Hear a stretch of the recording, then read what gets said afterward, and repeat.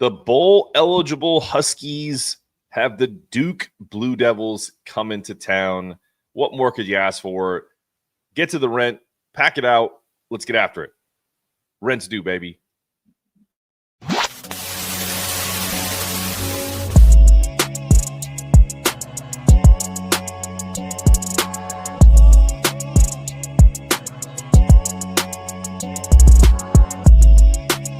Rent's due, mother. Don't be pulling that falling down the stairs shit on me, you hear? Are you conscious? Welcome into Rent's Due with Joey Bailbonds and your boy Mark Zanetto. Today's episode is brought to you by the law offices of James E. Sulick, serving Connecticut for over 40 years. And Joey just ruined it by sneezing in the background. Good thing Jim and him are friends. No, if you need someone, Jim's been doing this for 40 plus years. Call his number 860-644-4700. Tell him Mark from Big East Energy sent you, and he'll take care of you. Today, UConn football, bowl eligible, confident. Are they ready to make a national statement, Joey? I think yes, they are. This is the game everyone's been circling on their calendar. You got even Dan Hurley telling people to pack this place. Like, this is going to be the game. This is the game of the year for UConn, and we're going to show out. So let's go. Without a doubt. What's interesting to me about this game is like it's been like a back and forth season, like where they start off with a big win, then they lose to Syracuse, and it's kind of like you had the lull, then there was this resurgence, then they lose to Rice, then they look great against UAB. So I'm kind of curious what UConn team is going to show up today. Obviously, it's a big challenge because Darian Mensah is a phenomenal quarterback.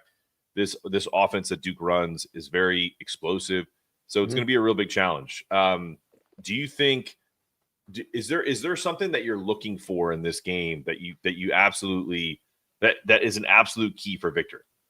Yeah, if we can force some turnovers, that's what it's going to come down to. Is like if we can force some turnovers, and design some get creative with it. Like that's on defense stuff too. Like I think you're definitely going to see some trick plays on offense a little bit, like a little misdirection. I could see a wide receiver touchdown, kind of like how we did at Syracuse.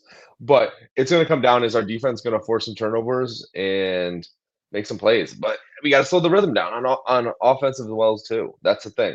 I mean, if we can slow them down, their rhythm and consistency, especially being at home and the weather looks like it's perfect football weather. So yeah, I was actually hoping for a little bit of a little bit of some weather coming up to the Northeast, but it's gonna be there's gonna be no advantage in terms of UConn. But also at the same time, it's like you have listen to these stats. Joey Fagnano, 2,529 yards passing, 22 touchdowns, 0 interceptions. Skylar Bell, just under 1,000 yards receiving, 11 touchdowns, 74 receptions. Duke's Darian Mensah, 2,572 yards, just a little bit more than Joey. 21 touchdowns, just 2 picks. The Blue Devils have the number 4 passing yard offense in the game in all of college football at 324 a game. So it's kind of like a stat showdown between which team is going to get into a big enough rhythm offensively throwing the ball between Fagnano and Mensah. Do you see it going that way, or do you think UConn's going to try to take the air out of the ball a little bit and run the rock with Cam and others? Oh, I definitely think they're not going to run. They're not going to get away from the run game because that's been the biggest advantage we've had this season. Is most of our games you see it that we're running the ball successfully and winning games. I mean, that's too much of our offense that helps. It also helps Joey that he's not in just constant passing situations. So, and that's one thing too with those 0. I guarantee Duke is looking to try to get the ball. I guarantee you that's been talked about. Yep, we want to be the first team to get that interception. I mean, also too, it's phenomenal to see how good Joey Fagnano has been. Like that one touchdown when he threw it. I was like, oh, that's not best. I was like, oh, he caught that. That's Skylar Bell over 2 defenders. I said that boy is a dog. Yeah, no, it's. I have a theory about why Joey doesn't get the ball intercepted as much as other quarterbacks do, and I don't know, man. Like he's got a really big arm. And I know that sounds really corny and like really like, oh, you mean he's throwing the ball really hard? Yeah, man. Like there's a reason why you play cornerback. If you're you had good hands, you'd play wide receiver. So also, like I just feel like some of these shots are like if he's throwing like fade patterns like to a corner with Skylar, he does it in a way that it's it's only for Skylar Bell. So if he can get it, great, or else nobody does. Mhm. And he also takes these hole shots where it's like, bam, like it's a rifle. And if it's very rarely deflected. So knock on wood, I don't want to jinx him. I don't want that to be the case for now. He's got a couple of picks today. But I think that's the key, man. I don't think they can get away from their identity of, yes, are they a running team too? Sure, but they really have become a pass-first offense, and they should be because they have weapons. This is the last time you're going to see Joey Fagnano and Skylar Bell play with UConn. Like, you know what I mean? Like, definitely Joey. Both going to be playing professional football somewhere. Take advantage of it. I don't understand. I never understood why we try to force the other way. Like for me, Joey's been a really great quarterback since he steps on the campus, and I hope they ride that today because I think it's their only shot to win this game. You mentioned one, create some turnovers, but also for him to have a big time game, and also Skylar Bell and others, Juice Vereen, to be impact players in the passing game. Yeah, I mean, we're definitely gonna need some juice today. So I agree. But go ahead. No, it's gonna be phenomenal. We're gonna see they're gonna come out there and play their game. And UConn knows what to do. It's not science. They're not like recreate. There's no one coming off the bench that hasn't played. We know our offense. We just got to capitalize on it. I mean, is Juice and Sky are they gonna move them around, do some mismatches so we can get opportunities? 100%. I mean, and it comes down to it's like this. Last time we had a game like this, it was like Wake Forest, I think, last year. And it's like, are we gonna come show out? Or are we gonna get punched in the face a little bit? And that's interesting on defense, how we're gonna be able to hang with a team like this, because this is definitely the best team we played all season. And how is our D line and offensive line gonna compare to them? So that's what. No, I don't disagree, and I think the rush lane discipline is going to have to be not to nerd out on you're a defensive end. Yeah, Darian Mensah will make you miss. So if as far as like rushing the passer, they got to create this like little almost like kill box, a little like almost like mesh protection where it's like you're not going to go at him because he can get away from you. You're going to just kind of create that little kill box, and if he tries to get out, then you almost push him upwards into the hands of someone like Vincent Jackson or something like that. So to me, I think you're going to see some exotic blitz packages because they want to kind of give him a different look than he's had before. And then this is something that I feel like I've watched Duke play quite a bit, and obviously we watch UConn play quite a bit. This is not a big team. I'm just being honest. Like, I know it's an ACC school and they're getting P4 quality players and all the bullshit you hear, but this team is fast. It is a incredibly quick team. They have a really good secondary, and I'm not obviously didn't show up against Clemson, but look, it's going to be a challenge in a few different levels. I don't think physically like they're going to manhandle you the way like Wake Forest did a couple years back, or even last year to a certain extent, is going to really show up. It's going to be about adjusting to the quickness of their cornerback. So like Joey's got to get the ball out faster. He can't just you can't assume that he's going to have a 4-yard cushion to throw it to Skylar Bell like it's been like the last few games. Yeah, I really think they need to use the two tight end set in this game to open up more opportunities in the run game and in the pass game. Alex Honig is an absolute matchup nightmare at 6'7", 270. I mean, nobody can cover him. So use him. He's like a baby Gronk. So I think they really need to take advantage of that two tight end set. You're not wrong. And speaking of the Clemson game too, it showed that they can score points, but they're also going to give them up. Like that's the thing true. Too. Yeah, I mean, I think it's going to be I don't think it's going to be a 9-point game, but it's going to be a 6-point, I think, like kind of decision. But it's interesting to see how they're going to come out and play against team. And we all our games have been close. Our losses haven't really been been by 3 points. It's like plus in overtime every time. Every overtime. I mean, it all depends on these are the games we have to win to get into a better conference. And it comes down to this. What team are we going to be and what team do we want to be? And I can't wait to see how they show up today, but I'm thinking, listen, they're going to be foaming at the mouth ready to prove it because all those losses that we've had, this is the game everyone's marked on their calendar and they want to see and they want to be at. So, but I agree with you. yeah, What do you make of? What's your opinion on going into this game? Coach Moore was a little surly with the media, who really isn't difficult on him at all. yeah, Like, no, and I know those guys like Joe Arruda, Dom Amore, like they're just nice guys. yeah, Joe and Dom are not imposing figures. They're, and I'm not making fun of them at all. They're just small guys. Like, yeah. and Jim's up there on his podium. And I'm not talking shit about Jim Moore at all. I was taken aback by that. Like, really? Like he's always Mr. Positive, and they're just trying to get answers because they have a job to do. What was your take on his kind of like, nope, no change there, and like kind of that whole mantra of, he was very Belichickian in that press conference. It was wild. I think he's just pumped up and ready. He's like, nah, man, he wants to go out there. He might suit up. He might be in full suit. Like, what's his name in Longest Yard? Who knows? Like I think Burt Reynolds. Like Burt Reynolds, man. He might just be like, hey, he might just try. I think he's just ready. He's like, no, like he's dialed in, as we say it on the podcast. That's right. Dialed in. Don't use the other. Don't you use that other 6-letter word? Yeah, yeah.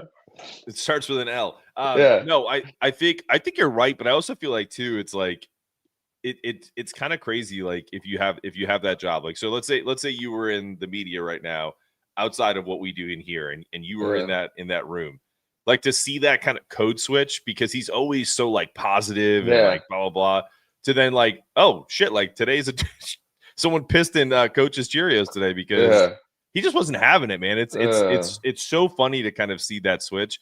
And I've seen it in live before. I've seen it with basketball coaches, but when football coaches do it, it's kind of funny because they're at that lectern and they look like they're lecturing everybody. So, but I was surprised to see that. I hope that same righteous indignation comes out in the play calling today and the decisions. This is the last opportunity to make a statement. You're going to play in a bowl. Congrats. Great. Perspective-wise, that's a big accomplishment based off of where this program was. But you've lost 3 games in overtime this year. You shouldn't have lost probably any of them. The only one that you maybe should have lost is the Rice game, because you should have went for 2 and just ended it because your defense was terrible in that second half. Just finish the game. Just go out on your own terms. So if they go into this game and either they have a stinker or they have a similar scenario where they lose a heartbreaker, like at what point does he ever kind of answer those tough questions? It's great. What he's done is great. 2 things can be true. Answer tough questions. You've done an amazing job building this program back. You know what I mean? Like, so it's, I wonder if there's a happy medium there at some point. We'll see. I mean, we'll see. We'll see how it goes and whatnot with him. But yeah, I mean, listen, he's always positive, Mr. Positive. I think he's like, what's his name? You ever watch Ted Lasso? Hell yeah. You love that show when he gets like when he gets that, he's like the angry, like he goes from happy coach to angry coach, trying to prove a message. I would love some Ted Lasso type stuff, but he was kind of giving he was giving you stone face. He was giving you the beard, like he wasn't giving you Ted Lasso. Yeah, I know. What was I going to say to you is the rent today. What do you want to see? I mean, Dan Hurley's pumping people up to go to get out there and check it out. Like, where do you want this crowd to be? Because it's a 3:30 game on a Saturday. It's supposed to be beautiful in Connecticut. So what are we thinking? I'm thinking it needs to be packed. It needs to be bumping. It needs to be as close as we can to that Michigan game we had many years ago, where they had to put extra seats in it. We need that 12-man advantage. Like, that's the thing they're saying. I think it was RG3 said it was one of the loudest stadiums when he first came there to play with the Baylor. So we need to take advantage of that crowd and be loud, be imposing, and be crazy, and just yelling until our voices can't talk anymore. But that's the advantage of being at home, especially having that is we can control the atmosphere, and that's what they've been saying. And that's the thing too, is like, I remember at that Michigan game, and I think it was Gino Auriemma came out and he said, "Listen, guys, if we want to take the program to where we want to be," he's like, "we need this tight atmosphere for every game." And you see it. It's a big factor when you have that. Like, I was showing someone yesterday, Kansas. Like, I went to the Kansas UConn game. and showing them the atmosphere of that. And you can just see it by pictures. And that's where it comes down is we pack that place, we're loud, we're crazy, especially for big moments. Like, hey, listen, if you're an NCAA football fan, you play the game, that meter starts to shake. It starts to shake everything, and it changes the game. And it also helps your defense, because if you're that loud and that offense is trying to run, checks and audible at the line, it's hard to do. Cause false starts, all of that. So there really is there's something to that 12th man that the crowd can create. So I really hope that that's the case. All right, so let's get it. We got some keys to the game: control tempo, keep Mensa off the field. Mm-hmm. What he can do not only with his feet, but he's also the type of guy. He's not a scramble quarterback where he's trying to get out of the pocket and get 10 yards. He's literally looking downfield. So the not only does the rush discipline have to be solid, but the secondary has to keep their composure. If they see him coming towards them, they got to hold, because if he kind of messes with them with his eye discipline, he's going to make big plays over the top of them. So that's another key factor. I feel like this is going to be like a real cat and mouse game between Coach Brock and I don't know the Duke offensive coordinator. So we'll see, man. What are your thoughts on how they stop Duke's offense, which clearly scores a lot of points? We're going to see a lot of blitz packages, I feel like, as well too, and a lot of like either safety blitzes, and a lot of the linebackers just creating plays and havoc. I mean, I think it's definitely going to be down Pacific pass rushing, not just like, hey, just blitz. We're definitely going to have to design coverages and stunts and all that stuff to get creative.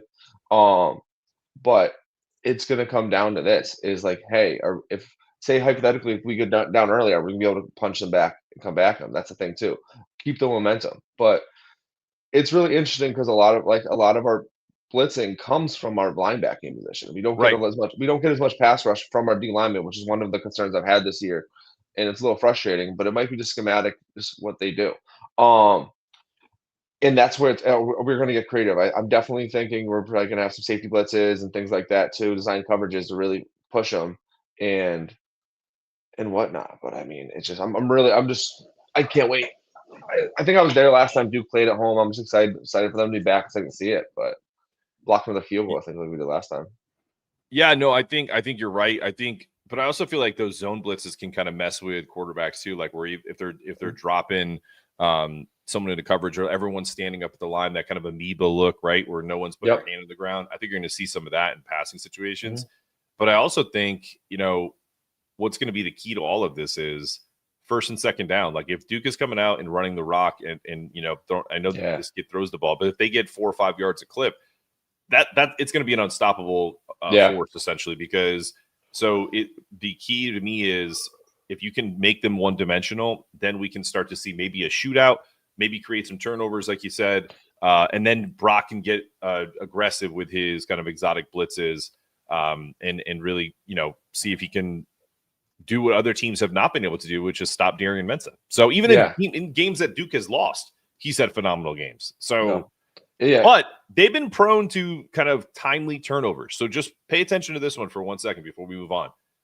They basically dominated Georgia Tech a couple weeks ago, but they couldn't score. And they turned the ball over in the red zone two times. One time in particular that they got a fumble and Georgia Tech went the other way for 90-something yards. Very similar to the Temple game last year with UConn, where they were running it in, everyone thought they were going to score. Boom, it goes 90 the other way. So UConn's been pretty good with red zone defense. So I really do think that could be something to look for too. Yes, 100%. I mean, that's the one thing too, is like, if you've seen most of the games we lost this year, it really comes down to like, it's running quarterbacks and running backs. If we can establish that, hey, they're not going to get like 3 or 4 yards a clip on us, it's really going to stun them, and especially containing them. I mean, those quarterback draws up the middle or those quarterback design runs, that's what's killed us a lot. And it's really what's going to come down to our defense and how it's the front seven are going to decide this game. Yeah, to me, I totally agree, and I put up Silky the Legends thing here because he was like, no explosive plays. I agree with that. I honestly don't think that's a realistic ask. but very few explosive plays. Nothing early is the way I would preface that is no explosive plays early. I almost feel like they have to mix in the death by 1,000 cuts, kind of like where you're playing a little conservative because you don't want to get those explosive plays, and then hit them with a surprise blitz. Like mix up those packages a little bit more because of how explosive this guy is and how explosive this offense can be. So I appreciate that comment. But yeah, it cannot be a 3.5 quarter performance. It has to be a full quarter because they scored 46 points. They went for 2 to win the game against Clemson. This team is not going to be shy about going forward on 4th down. Just because you stopped them on 3rd doesn't mean they're not going to go forward on 4th. So pay attention to that as well. Yeah. Hopefully Jim Mora is paying attention to that too and saying, oh, look at Manny Diaz over there, who, by the way, not the greatest coach in the world, but I respect his hustle in going for it at times where some coaches would be conservative. Ours. So just really try to focus on that. Jim, I love you, but come on, bro. This is it. This is your last gig. I don't think you're getting an NFL job. I don't think you're going anywhere else. Focus on getting UConn this dub by any means necessary. Yeah, he ain't leaving. I'll put warrants on him. I was about to say, come on. All right. We talked on the crowd energy. We talked on keys to the game. Let's talk about this spread. It's Duke minus 9.5, which I think is a huge number on the road. Yeah. Over under 65.5, which I kind of like a lot, to be honest with you, because I think both these teams are going to put up some points. I think one of these teams may score 40, so or both. I mean, hell, the way Clemson game was, and I think UConn has that type of firepower, especially when they get it rolling. What's your prediction on this game, and spread, cover, etc.? I'm thinking like 35-27. A loss or a win? Win. I'm thinking a win. Oh wow, an outright dub. Yeah. Real quick, I want to look at what's the plus minus on UConn winning? Because I only have the spread, but what's I'm gonna check that out really quick. I bet you it's like plus 350 or 450, something like that. That's the way I would think it. Yeah, I think I have 30. I have my notes. I have 34-28 for UConn. Okay. But a lot of college football. A lot of people think it's going the other way, but I'm never gonna say UConn's gonna lose. Always gonna take UConn. UConn's plus 240. So that and by the way, the line is down 2 points. It's plus 7.5. So if you got in at 9.5 and you think they're gonna win, that might be the easiest victory of all time. But plus 240, I think I saw it at plus 350. So what that tells me is a lot of money's coming in on UConn, and that's why that spread is dropping, because they're trying to get people to kind of even out the cash. I think it's gonna be close. I have a big wager bet with a guy down here who's a Duke guy, and so if UConn wins, I'll be very happy. Let's just put it that way. And it's just a straight up no points, nothing like that. So, but I joked around after the Rice game. We were kind of like talking shit to each other. I was just like, when they lost, I was like, "Can I start paying you now in installments?" And he just gave me like a big laughing emoji. But we both agree that college football, anything can happen. It's a good natured bet. So we'll see what that entails. I'm excited for it, man. 3:30 at the Rent. 3 or 3:30? 3:30? 3:30. 3:30. 3:30. Get there early. If I was there, I'd be rocking. I'm not taking my shirt off, or else I don't want to scare anybody of the 100 or so people that are watching. But I'm wearing my UConn Shock the World, UConn versus Duke championship shirt underneath here. So that's for luck today, on top of my UConn sweatshirt. Hopefully that does bring us luck, because I remember that game almost play for play, UConn beating Duke in the 99 final in basketball. So let's see if we can recreate that. Hopefully it's not 77-74 final. Although that'd be pretty cool for the people watching. Yeah. That'd be Here we are in the 14th overtime, 77-74. But hey, I wish you all the luck in the world today going to the game, and have a great time. For those that commented or liked or watched for the first, we got a lot more people in here. Damn, and we're just ending the show. I'm sorry, my wife's got to go to work. I can't be on here much longer, or else I get yelled at. So sorry, that's life. Yeah, it's life. Real quick, 2 minutes? Actually, we have like 5 minutes. Right. comment. You were at the men's game last night, yeah. where they started off on a 44-3 run. What are your thoughts? I was like, oh, it's glad to have Harris back, but damn, they couldn't miss. Honestly, it was a great confidence game. Like everyone was hitting shots, and first of all, I'm glad Caravan's okay. I don't know if you saw Oh that. yeah, right. That was wild. That looks scary. I was like, oh no, but no, thankfully, no concussion protocol for that guy. But yeah, no, it was awesome to see this. It showed like we were that snake again, where there Celeste was stealing the ball and stuff to it. It looked like a team of the old having all the pieces back where we could just force our will. And that was the nice part about it. And it was like, oh wow, with all their pieces, this team is a tough out. And Terrace, wow, having the inside out game, having those rebounds and putbacks. It's this team is gonna punch everybody in the face, and their schedule is built to show it. And I can't wait to see it. Do you know what the best part about last night was? Is that no, it was that when you think about it, they're still not even whole. I know. Because guess who's coming? We've got Mullins Mania is coming, bro. Mullins Mania, baby. Mullins Mania is coming, bro. Yeah. And if you're listening to this, go buy the Mullins Mania shirt. All proceeds go to the Boys and Girls Club. I will put up a quick little deal here where you can kind of see the link if you haven't seen it already. Let me put that up really fast, and then we'll go from there. Yeah, like listen, that team is loaded to begin with, and then you add a guy who is an elite shooter and basically just an elite baller, straight up. You know, like it's just I don't even know. There it is. Go to BigEastEnergy.com/MullinsMania and check that out. It's a cool shirt. It's a wrestling inspired. If you kind of think about that in your head. I didn't do that on purpose, but when I sent that to his dad, he was just like, "Oh, he's like, I'm a huge wrestling fan." So that's awesome. So yeah, listen, and here's the thing: we're not making any money off of that shirt. Some of the other stuff on there on BigEastEnergy.com merch is for profit. Sorry, some of us have to eat for a living, but that shirt and anything UConn related that is that t-shirt range. We have a Too Strong shirt for Sarah Strong. We have a literally just a bear yelling that's inspired by Terrace Reed. So those are all unauthorized. They've gotten some blessings, but no one's like, endorsing it. But all of the proceeds go to the Boys and Girls Club of Connecticut. So check those out. I will tell you, I was super excited about last night's game. I wish I was there. I got so many messages from people that were like, wow, this is such a great atmosphere. Dan Hurley had a great message at the end of that game in his post game about how that's the effort that we need to see every day. Yeah, because he was 100%. Just like, I loved how he worded this because these guys get paid now. He didn't say, hey, assholes, you're getting paid all this money. He said, the university resources you so well. You are heavily resourced. Like, it's like, dude, you're compensated at the highest of levels. And if you don't owe it to yourself, you would at the minimum owe it to the university. You owe it to the fans. You owe it to the people that pay the tickets. So I thought that was phenomenal. Like Dan always throws some gems out there, but that might have been one of my favorite clips of anything he's ever said. That might be a good shirt. You're well-resourced?